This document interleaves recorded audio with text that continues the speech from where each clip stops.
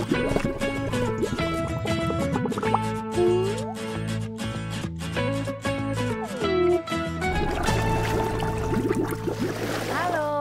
Shalom. Selamat pagi anak-anak kelas besar. Apa kabar hari ini?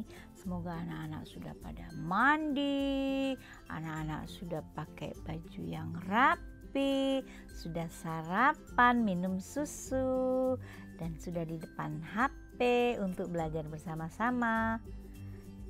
Dan anak-anak semoga sehat serta gembira.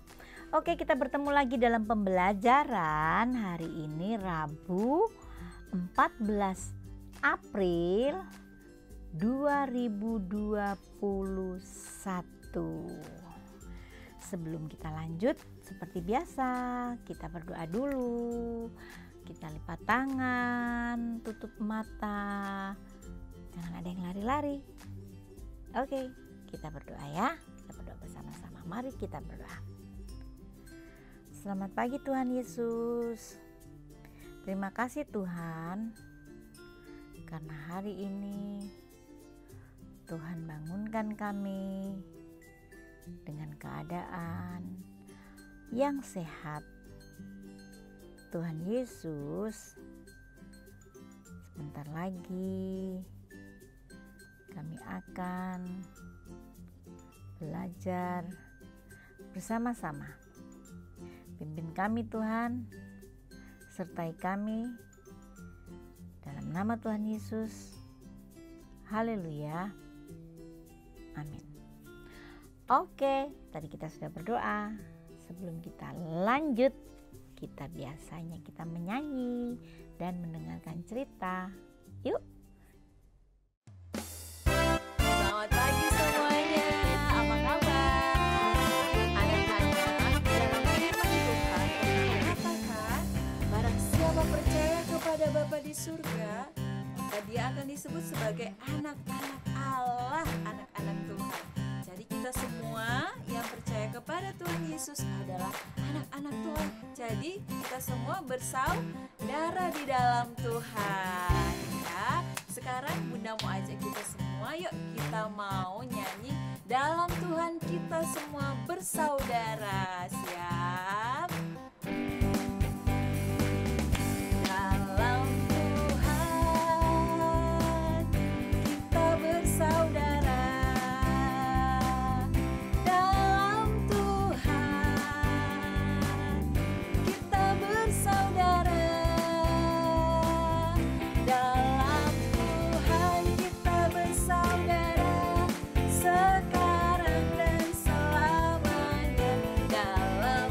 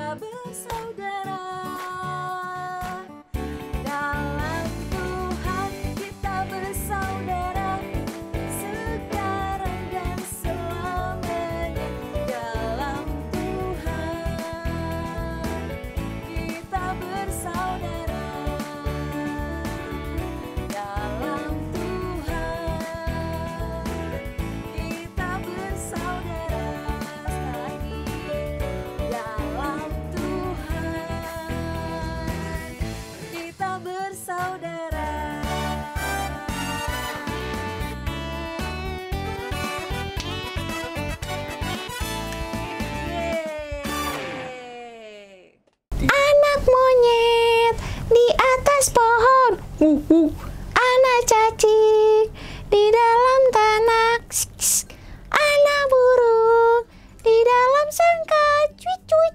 Anak Tuhan di dalam gereja. Teman-teman, minggu ini ayat hafalannya dari Mazmur 100 ayat 2a. beribadahlah kepada Tuhan dengan sukacita. Ya, betul sekali. Beribadah kepada Tuhan dengan sukacita. Seperti Raja Salomo, dia dengan sukacita membangun bait Allah. Atau gereja, sekarang kita sebut gereja ya Citra. Betul, itu adalah tempat kita beribadah kepada Tuhan. Oke teman-teman, ingat ya, Mazmur 100 ayat 2a. Beribadahlah kepada Tuhan dengan sukacita. Dadah. Yaudah teman-teman. Nah, tadi kita sudah menyanyi bersama ya. Sekarang kita masuk pada pembelajaran kita. Minggu ini masih pada tema keamanan. Supaya aman negara kita punya Pak Tentara, kita punya Pak Polisi. Supaya aman lingkungan kita, ada Pak Polisi. Supaya aman negara kita, ada Pak Tentara. Nah, hari ini kita masih pada tema keamanan dan materinya adalah Satpam. Siapa yang sudah pernah dengar Satpam? Apa itu Bunda Satpam? Satpam itu satuan pengamanan. Dia seperti Pak Polisi, dia menjaga keamanan tapi hanya pada area atau pada wilayah tertentu, tidak luas. Nah, kalau Pak Polisi dia menjaga keamanannya luas ya, di jalan raya, dia menjaga keamanannya di mana saja. Nah, kalau Pak Satpam ini dia menjaga di wilayahnya dia, seperti wilayah kerjanya atau profesinya Satpam di bank. Nah, anak-anak kalau pernah ke bank, anak-anak akan lihat di depannya itu ada Pak Satpam. Pak Satpam itu menjaga keamanan bank. Dia menjaga bank itu supaya aman, tidak ada pencuri, tidak ada perampok, tidak ada orang ribut di banknya. Maka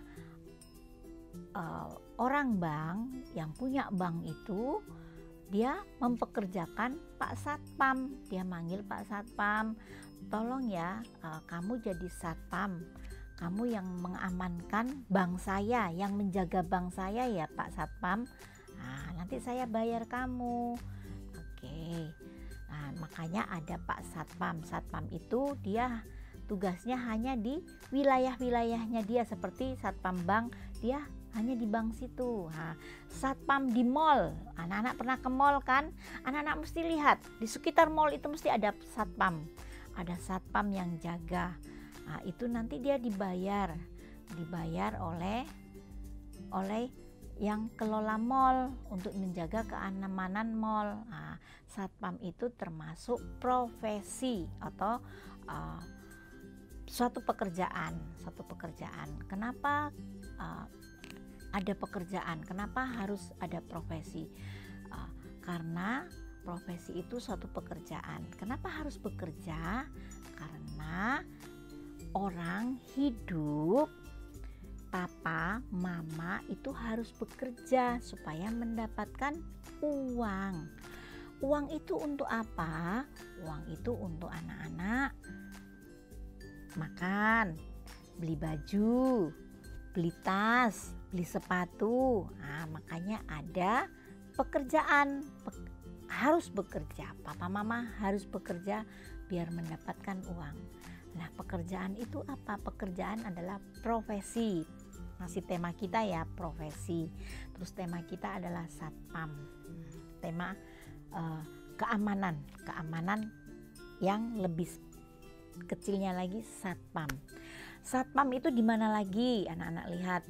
Tadi di bank ada, di mall ada, di mana lagi? Di toko-toko tuh banyak ada satpam yang jaga di depan. Terus di gedung-gedung yang besar itu mesti ada satpamnya. Terus di perumahannya orang kaya-kaya, perumahan elit, perumahan yang besar-besar itu, mereka mempekerjakan Pak Satpam untuk menjaga rumahnya itu. Nah, satpam itu dia profesi ya, dia menjaga keamanan. Kalau masuk satpam sama seperti dengan mau masuk tentara dan polisi, dia harus latihan, Dek. Dia harus ikuti tes.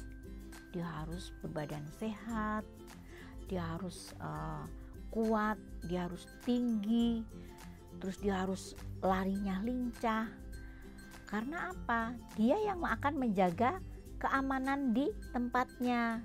Dia akan menjaga keamanan di bank, dia akan menjaga keamanan di mall, dia menjaga keamanan di rumahnya orang, di kantor-kantor. Itu mesti harus ada satpam supaya aman, supaya nggak ada pencuri di bank, supaya kalau ada rumah-rumah yang orang kaya itu, kenapa dia punya satpam?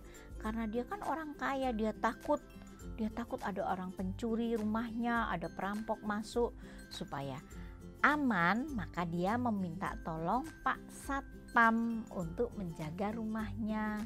Bank itu supaya aman, nggak ada pencuri, dia minta tolong Pak Satpam untuk menjaga banknya. Itu tugas daripada Pak Satpam. Sebelumnya kita lihat dulu ya video Pak Satpam. Yuk. Tahukah kalian bahwa pengertian Satpam dalam Perpol nomor 4 tahun 2020 tentang pengamanan swakarsa kini telah berubah atau berbeda dari regulasi dasar hukum yang sebelumnya. Jika pada buku pedoman tugas pengamanan swakarsa security edisi tahun 2003, pengertian satpam atau satuan pengamanan adalah satuan atau kelompok petugas yang dibentuk oleh instansi, proyek, badan usaha untuk melaksanakan pengamanan fisik dalam rangka menyelenggarakan keamanan swakarsa di lingkungan atau kawasan kerja. Sedangkan pada regulasi Perkap nomor 24 tahun 2007 tentang sistem manajemen pengamanan, pengertian satpam atau satuan pengamanan adalah satuan atau kelompok petugas yang dibentuk oleh instansi badan usaha untuk melaksanakan pengamanan dalam rangka menyelenggarakan keamanan swakarsa di lingkungan kerjanya. Nah, jika kita lihat dalam regulasi saat ini di Perpol nomor 4 tahun 2020 tentang pengamanan swakarsa, satuan pengamanan atau satpam adalah satuan atau kelompok profesi pengemban fungsi kepolisian terbatas non-justisial yang dibentuk melalui perekrutan oleh Badan Usaha Jasa Pengamanan atau Jasa Satpam untuk melaksanakan pengamanan dalam menyelenggarakan keamanan swakarsa di lingkungan kerjanya.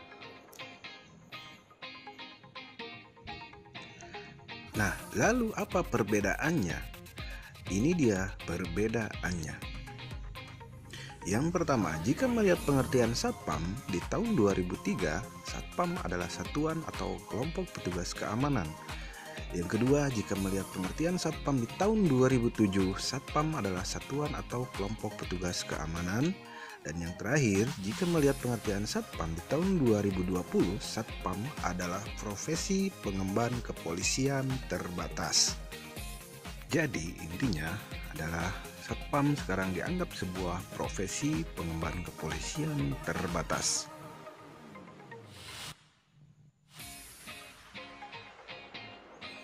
Nah, lalu profesi itu apa sih?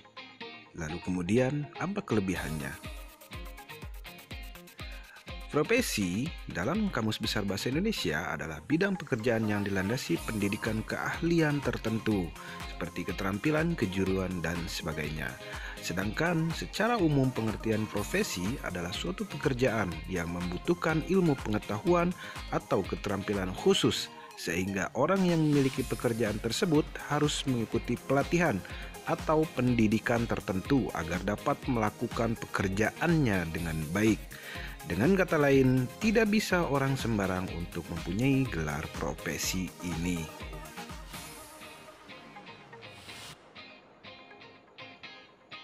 Sesuai dengan arahan dari Polri bahwa sangat ingin mewujudkan Satpam menjadi profesi yang mulia, maka Polri mengeluarkan Perpol nomor 4 tahun 2020 tentang pengamanan swakarsa. Setelah menjadi profesi, maka akan segera terwujud hal-hal berikut ini. Yang pertama, tidak ada lagi yang merendahkan pekerjaan Satpam atau menganggap sebelah mata pekerjaan Satpam. Yang kedua, tidak sembarang orang bisa menjadi Satpam. Yang ketiga, kebanggaan tersendiri dari anggota Satpam tersebut. Dan yang terakhir adalah perusahaan tidak seenaknya menggaji Satpam di bawah upah minimum. Nah, itu tadi contoh-contoh Pak Satpam ya. Pak Satpam adalah profesi pekerja keamanan. Nah, dibayar ya. Nah, itu tadi profesi dari Pak Satpam, yaitu apa? Menjaga keamanan yang di tempatnya. Nah, sekarang hasil karya sebelumnya kita mau ke hasil karya, kita mau menyanyi dulu, menyanyi tentang Aku Seorang Kapiten. Nah, masih ingat nggak Aku Seorang Kapiten? Nyanyi bersama-sama ya, berdiri, semua boleh berdiri, tegap. Pak Kapiten itu kayak tentara ya, itu kapiten itu seperti kapten. Pak tentara itu ada pangkatnya apa? Kapten. Nah, orang dulu menyebutnya kapiten atau kapten. Aku seorang kapiten. Hafal, masih ingat nggak lagu dulu? Oke, kita nyanyi bersama-sama ya. Bunda kasih pedang, ayo dibawa pedangnya. Pedangnya ditaruh. Siap? Berdiri ya, gagah. Pak Kapten itu harus gagah. 1, 2, 3. Aku seorang kapiten, mempunyai pedang panjang. Kalau berjalan prok prok prok, aku seorang kapiten. Sekali lagi ya, aku seorang kapiten, mempunyai pedang panjang. Kalau berjalan prok prok prok, aku seorang kapiten. Yeay, masih ingat ya? Kapiten atau kapten ya, cuman orang dulu menyebutnya kapiten. Kapten itu adalah pangkat dari, kalau tentara itu ada pangkat-pangkatnya. Oh, pangkatnya kapten gitu. Kapten itu dia punya apa? Tadi bilang pedang panjang. Untuk apa pedangnya? Untuk menjaga keamanan supaya tidak ada yang mengganggu negara, mengganggu lingkungan. Pak Kaptennya pakai pedang, ayo, tidak boleh nakal-nakal, tidak boleh ganggu negara kita, harus aman, gitu ya. Terus kita akan membuat hasil karya yang Bunda sudah bagikan tentang Pak Tentara juga. Kita akan warnai, tetapi kali ini kita bukan mewarnainya warna hijau loh ya. Bunda minta diwarnai coklat. Nah, ini biasanya yang pakai tentara baju begini ini pasukan tentara PBB yang ada di luar negeri deh. Nah, biasanya bajunya warnanya coklat atau krem. Nah, kita warnanya jangan coklat semua ya. Kita bunder-bunderin pakai coklat tua dan krem ya, atau coklat muda ya. Nih, tidak semua diwarnai coklat. Kita harus belajar mengkombinasikan warna. Jadi sedikit pakai coklat, sedikit pakai coklat tua, sedikit pakai coklat muda ya, kremnya. Jadi nggak coklat semua. Jadi loreng-loreng ya. Bajunya tentara kan loreng-loreng. Sepatunya lihat nih, ada coklat, ada coklat muda, ada hitamnya ya. Anak-anak harus belajar mewarnai, nggak semua, karena anak-anak sudah mau TK. Nanti di TK anak-anak akan mendapat mewarnai, hampir setiap hari mewarnai kalau di TK itu. Nah, anak-anak harus belajar memisahkan warna. Jadi nggak semua dicoret pakai coklat, dicoret pakai krem. sedikit-sedikit terus mewarnai, belajar untuk tidak keluar pada garis ya. Pelan-pelan, pelan-pelan gitu. Ini senjatanya warna apa? Hitam. Bahasa Inggrisnya apa? Black. Nah, Bunda pesan kalau untuk mewarnai biasanya ada warna hitam. Rambut atau benda apa saja diwarnainya setelah akhir. Setelah semua sudah diwarnai, untuk warna hitam biasanya Bunda pesan untuk terakhir. Karena apa? Warna hitam itu gampang kotor. Nah, gampang kotor sekali warna hitam. Supaya nanti semua sudah rapi, terakhir baru kita pakai hitam. Anak-anak kalau mau ikut lomba mewarnai di mana saja, untuk mewarnai yang warna hitam seperti rambut atau senjata atau apa yang ada warna hitamnya itu terakhir. Karena apa Bunda? Supaya tidak kotor, karena warna hitam itu gampang sekali kotor. Dia kalau sudah kena kertas yang lain akan kotor. Nah, supaya untuk menyelamatkan terakhir warna hitam. Nanti anak-anak ingat sampai gede, anak-anak ingat ya, oh iya Bunda bilang kalau mewarnai yang warna hitam itu harus yang warna terakhir diwarnai supaya tidak kotor. Oke, itu pesan Bunda dalam membuat hasil karya. Nanti anak-anak lihat ini yang Bunda sudah bagikan. Bunda warnai dengan warna krem.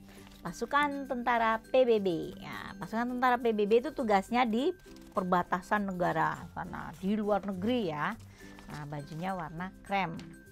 Oke, itu tadi pembelajaran kita tentang Pak Satpam dan membuat hasil karya tentang pasukan PBB. Sebelum berpisah, Bunda berpesan untuk selalu menjaga kesehatan, menjaga kebersihan, dengar-dengaran sama orang tua, dan rajin berdoa. Terus makan yang banyak ya, dijaga badannya, jangan main terus karena libur. Mungkin anak-anak tahu oh nggak belajar, nggak sekolah, libur main terus, nanti anak-anak akan capek ya. Diingat bangun, diusahakan tetap bangun pagi karena anak-anak sudah mau TK. Nanti mungkin pembelajaran tahun berikut, pembelajaran baru, anak-anak sudah TK, anak-anak sudah mungkin sudah tatap muka ya. Nah, seperti biasa kalau anak-anak karena tidak sekolah bangunnya kesiangan. Nggak sekolah bangun siang, nanti akan terbiasa. Jadi ini ada beberapa bulan sebelum TK anak-anak belajar bangun pagi, karena nanti kalau sudah terbiasa bangun siang, tiba-tiba harus masuk TK yang bangunnya harus pagi, anak-anak akan repot ya. Jadi diminta sama mama papa belajar melatih anak-anak dari sekarang untuk bangun pagi, supaya nanti kalau pas tatap muka anak-anak tidak repot dengan bangun pagi. Oke, itu pesan-pesan Bunda Ida. Sebelum berakhir, Bunda bersama-sama kita akan berdoa. Lipat tangan, duduk yang manis, tutup mata. Kita berdoa bersama-sama. Mari kita berdoa. Terima kasih Tuhan, karena kami sudah selesai belajar bersama-sama. Pimpin kami Tuhan, sertai kami selalu. Dalam nama Tuhan Yesus, haleluya, amin. Sampai jumpa lagi.